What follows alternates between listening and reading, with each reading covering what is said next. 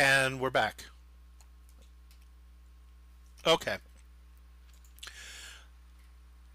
Now you saw how I roughed this out, and we've been only going at this for about an hour and 20 minutes, hour and 30 minutes.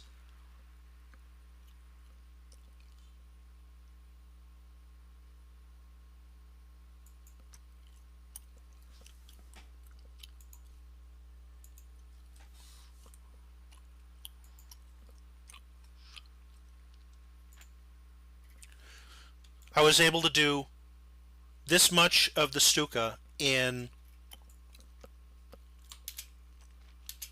in a day.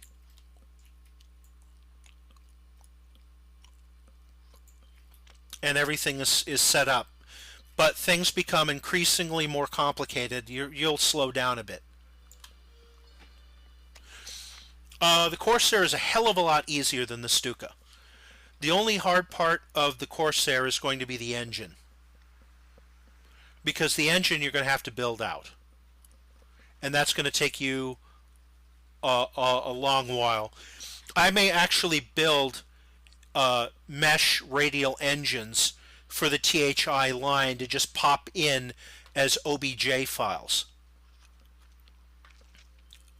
Just to stick into other people's planes, so that anybody who's building mesh for THI, which is you, Aeon, and Seb, can just grab the appropriate radial engine from a list of engines and just drop them in.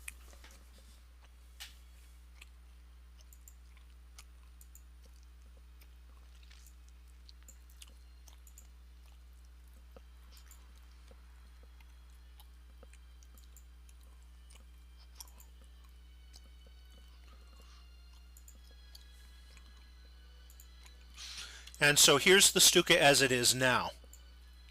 I'll just go through a few pieces of it. The legs started off as a cylinder, as did the wheels.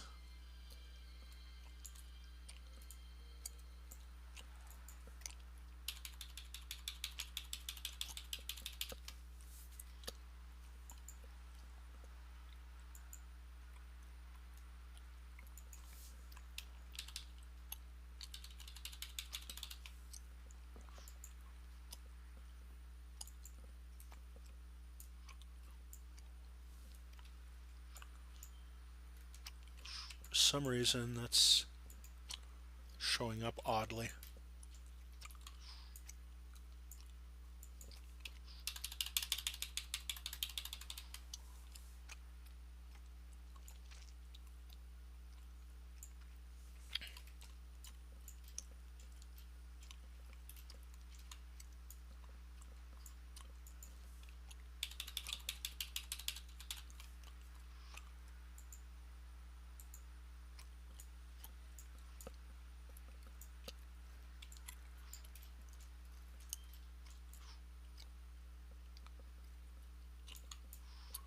Oh, interesting.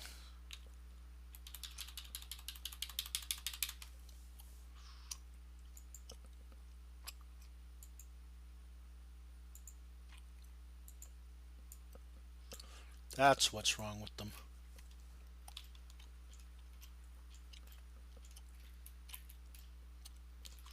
It's not that complicated. I'm just fixing something that just came up.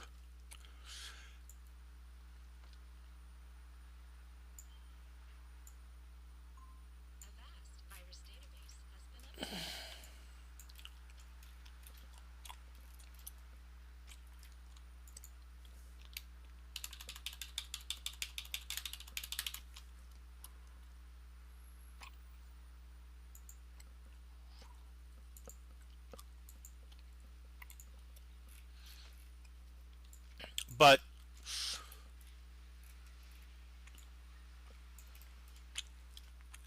it's complicated in the fact that there's lots and lots of little parts. Here's the cockpit.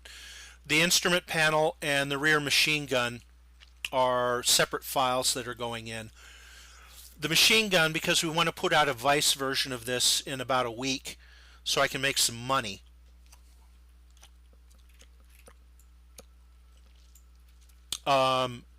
The machine guns have to be facing vertically in the Z when they're exported so the particles come out the right way. But this is pretty much the Stuka complete, and it's not that difficult. What I showed you with that, an hour and 30 minutes on the fuselage, the wing took even less because that was a cylinder, and I just added edge loops for detail. And as you can see, each one of these started as a separate piece that I just stuck on there. Now there's some debate right now whether or not it's more efficient in land impact to make things stitched together as one piece instead of just glued together as one piece. Right now, the fuselage, wings, and tail are one piece, and then everything that moves is a separate piece.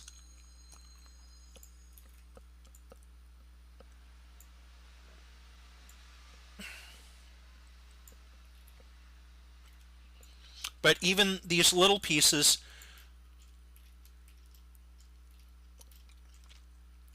these are just six-sided cylinders that I put edge loops in and bent and mashed them, and then shoved the insides in. This prop spinner is half of a sphere, and the blades are the other half and then radially duplicated. Everything is made of little parts. I'll show you the edge views.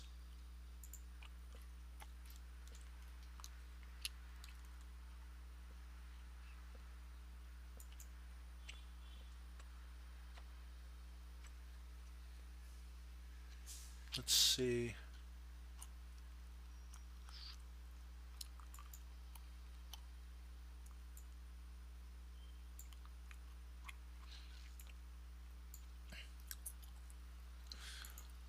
There, you can probably see the line work. I made the lines really fat so you can see how the mesh goes. It's not that complicated, and in fact it could be simplified a bit.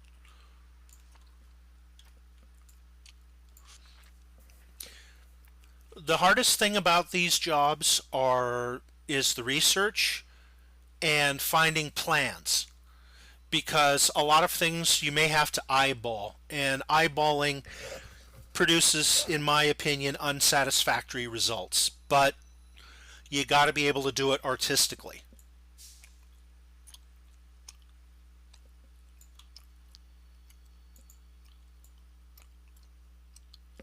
I'm not saying anything on a publicly recorded channel.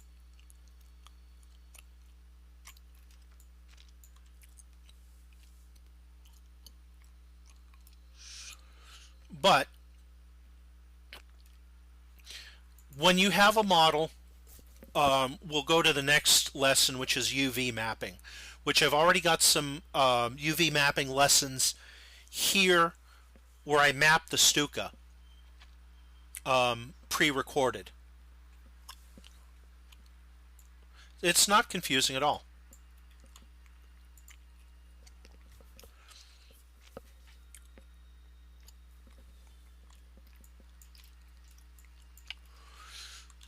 The propeller is in three parts, but it's all put together as one object. You have the radial thing. It's a cylinder. It was a 39 segment cylinder with the ends cut off and an edge loop put in the middle, and then it was squeezed down. And then in the mapping, I'll show you the mapping on that.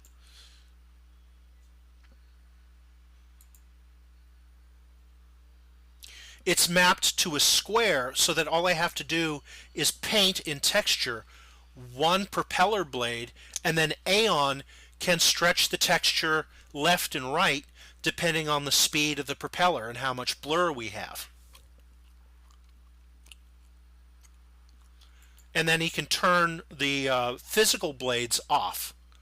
and I gave it a little bit of thickness so that you would see the propeller blades in the side view, so it doesn't, the blades don't disappear. And even the little Jericho trumpets have them.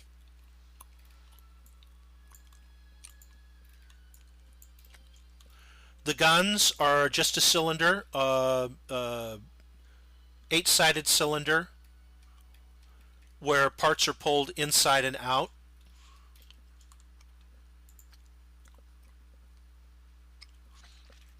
The glass for the wing is just a piece of the wing. No, I didn't. I just eyeballed it.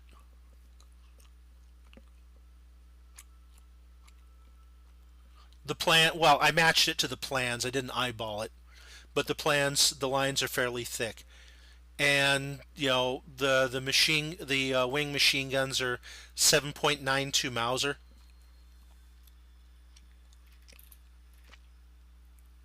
But you could measure the barrel diameters. I think tank does.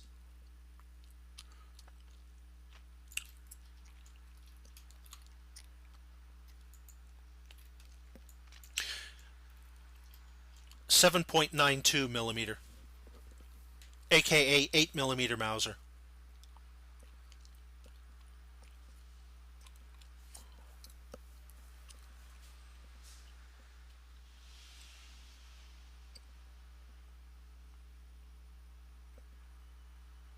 Though I think later versions, the D model had 20 millimeters in the wings, and then the G model had those uh,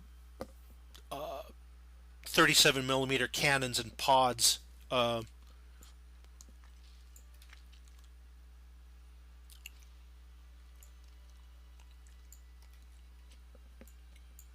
that's a good way to do it. The problem with sculpts, though, is that yep, you're going to need to make an M1 in mesh. But here's the thing.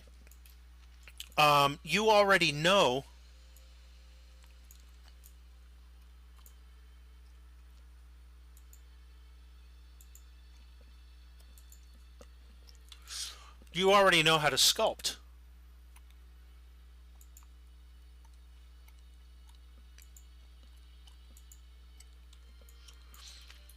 And because you already know how to sculpt, you're going to have a significant leg up on people making mesh, because you already know the principles of 3D. I mean, honestly, Second Life is a 3D application with an audience.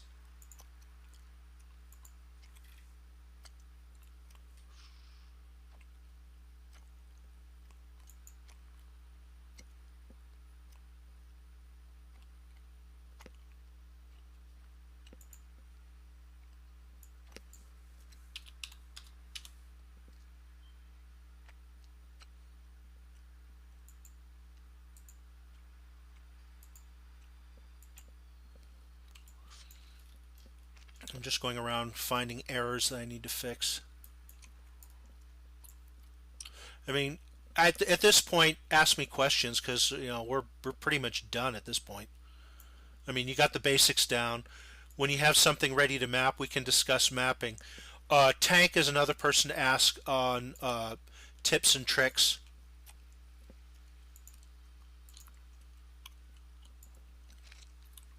It's not that complicated.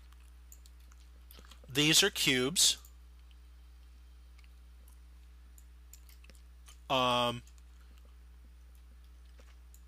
This barbecue grill gunner seat, the cushion is basically the parachute he sits on. Tedious, somewhat, yes, but not difficult. Um, well, your parachute is your seat cushion. And how I did this was I just made a stop sign, and then I cut lines using the cut faces tool where I wanted it, and then I just extruded faces to create the holes. because I created tubes out of those holes, and then I just mapped it top and bottom. And then the supports for it are just a cylinder with remade faces, and this is a 12-sided cylinder. And then this is just a cube. So basically everything in the cockpit started out as cubes and cylinders with the extrude tool. You know, the throttle and the flap and what's the other control? The hydraulic controls.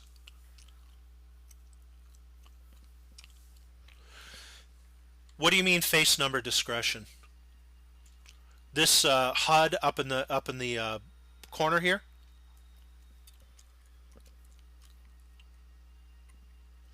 That helps. I mean, because right now,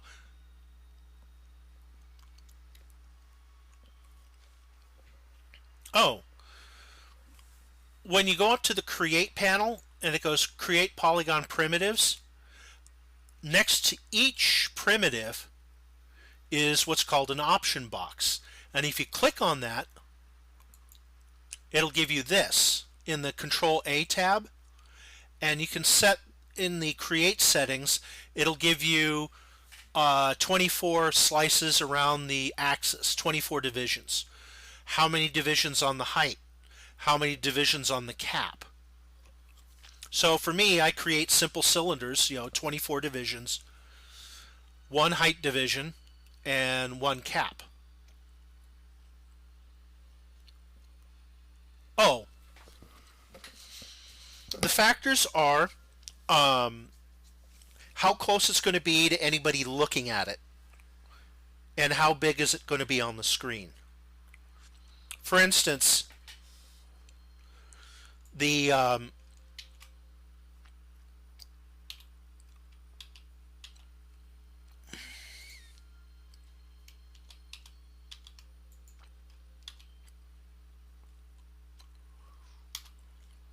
me get the small box. Back in the cockpit, these are going to be fairly close to people looking at them. So I made them a lot of faces. Even the hydraulic pressure knob here is 8 faces. But I didn't go hog wild like I did for the F-15.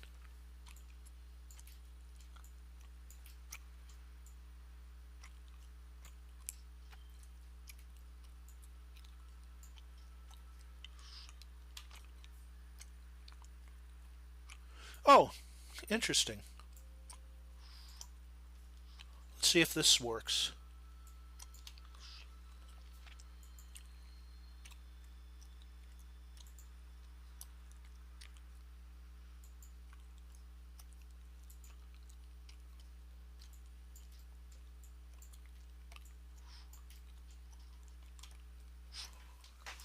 This is going to be using the offset edge loop tool. And what this does is this will, whoops, this will put an edge loop between two selected edges. I mean, on either side of a selected edge. So I want to put a little bit of detail in there. And then because that edge is selected, I hit Q and then I hit R. And I move it out, and I have restored the bottom of the control grip that got messed up in the merge operation.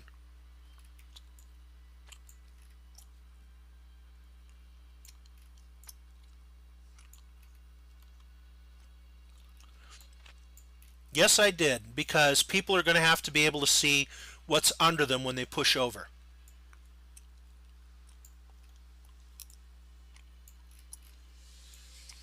The only, like I said, the only thing missing now is the control panel, the gun sight, and the rear machine gun.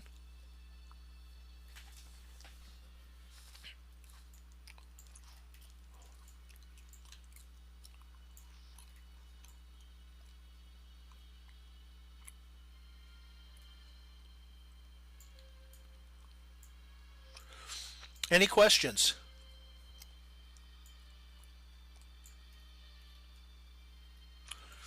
But again, for instance, this antenna, because you're never going to have your face close to it or your mouse look view, that's only 6 sides.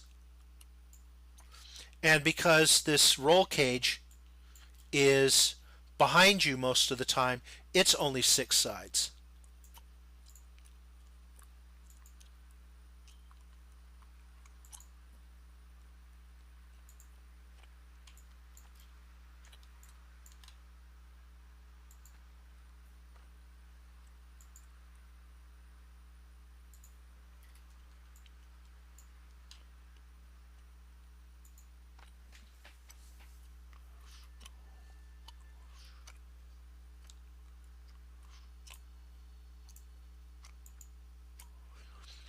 But whenever you can't get out of something, always go back to object mode.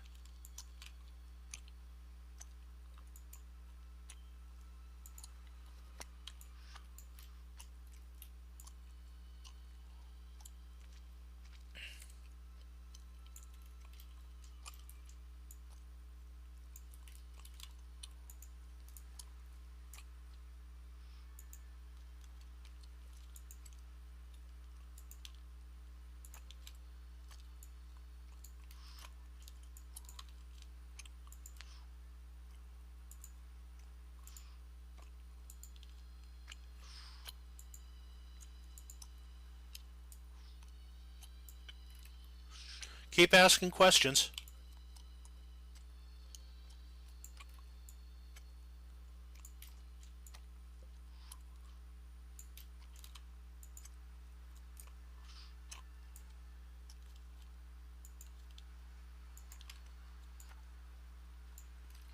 Yes, you can pick these videos up after review, and they may or may not be broken up,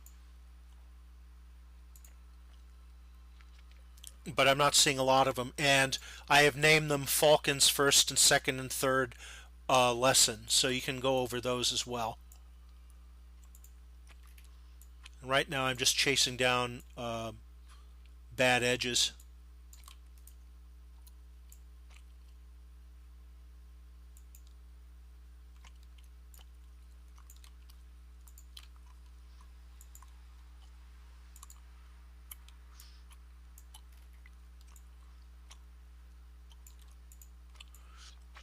Just make sure this looks all pretty, so when I import it tomorrow, everything's just duckies and bunnies. But like I said, everything starts as a simple shape, and it's refined according to the plans, just like I showed you before.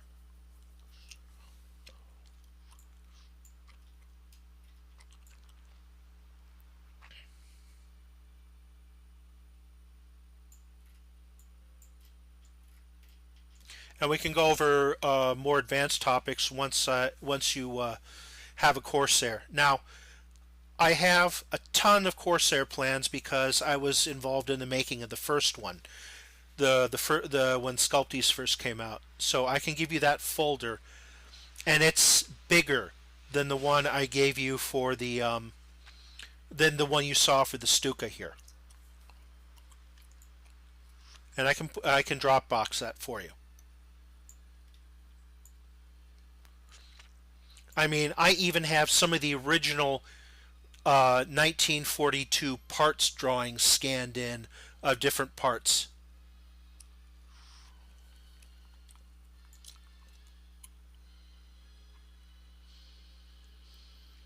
The Corsair is a very, very popular plane. But if you build the Corsair, you got to build all the variants of the Corsair.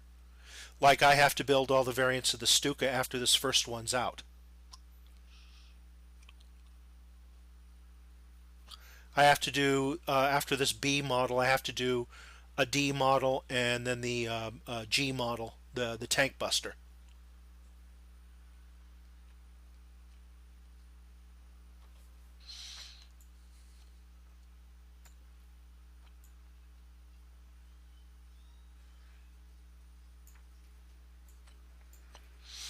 Keep asking questions until you say, I'm done, and then we can end the stream. Okay, F4U1 had a birdcage canopy. F4U1A had a Malcolm hood at the suggestion of the British. Um, Externally, they didn't change until you get up to the F4U4 or F4U5, when they changed the engine and it got an oil scoop and they moved the exhausts around. And then the F4U5, one of them had a radar stuck to the wing, and then the F4U6 or F4U7 had a bubble canopy and a corn cob. It was basically called the Super Corsair. But I think you only need to do the Corsairs up through Korea.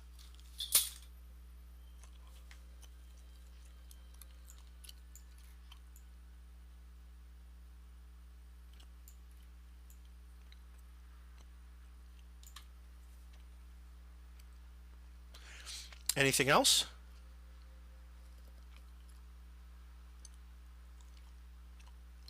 Yeah, people are going to want all of them because each one of them had slightly different um, performance characteristics and different armament. Like the later Corsairs had 20 millimeter cannons instead of 650 calibers, and the ones towards the end of World War II had rockets through Korea, and the I think F4U1 F4U2 was the one that first carried bombs, and it could carry 1,000 pounds worth of bombs on two pylons with a pair of 500 pounders on it.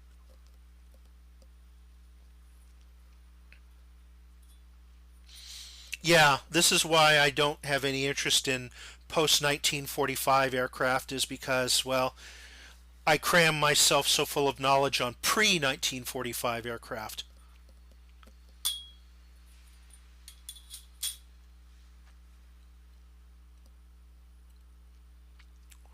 Well, it's probably dinner time for you because my parents are in Kansas now.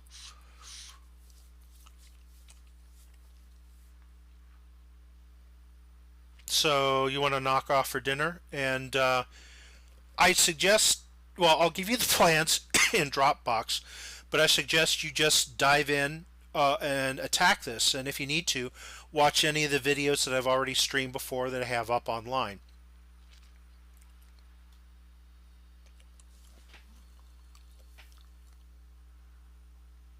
Oh, okay.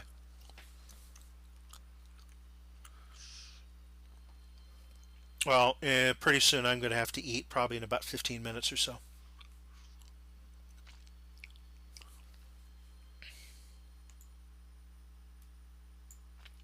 But you see all the different colors. Those are different materials. This is another pro tip. Maya has a very crappy materials editor. So anything that you think is going to be a separate map, for the moment, make it as a separate object and only pull it all together at the end. That way it makes rationalizing your UV maps easier. And we'll deal with UV maps once you have a good model. All right? You want to call it now?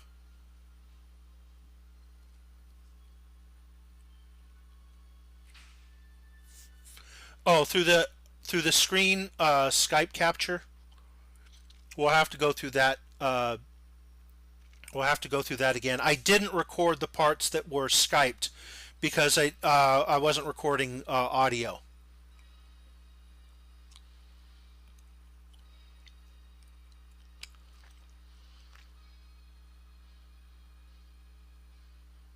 And that was covering making your Photoshop files, which you seem to get, and then making the template files.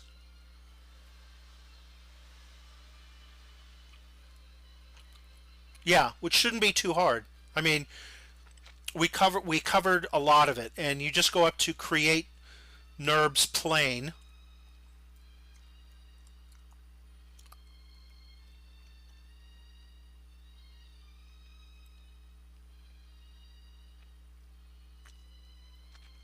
and then once you've created that, you just create your model: X facing forward, Z up, and Y is left and right.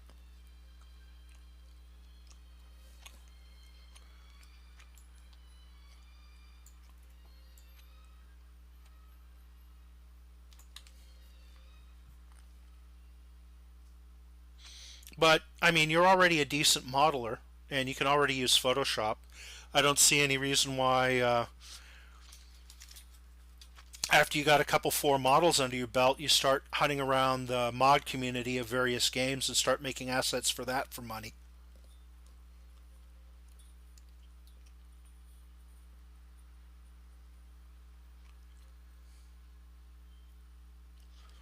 Yep,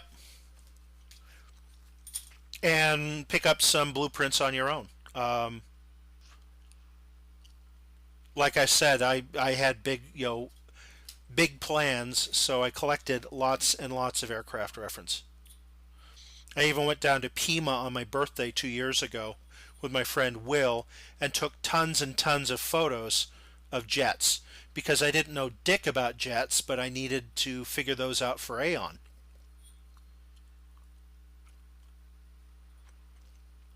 But I'll Dropbox you the Corsair file. It's rather huge. It may fill up your Dropbox. So once you get it, you may want to uh, remove it and put it on your system. And I'll have to remove all the furry porn out of it. Okay, just joking. But uh, I think that about covers it.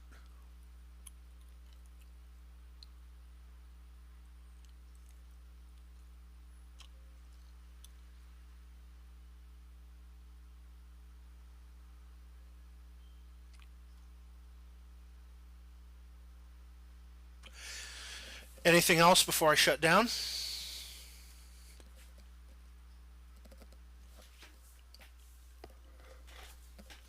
Okay.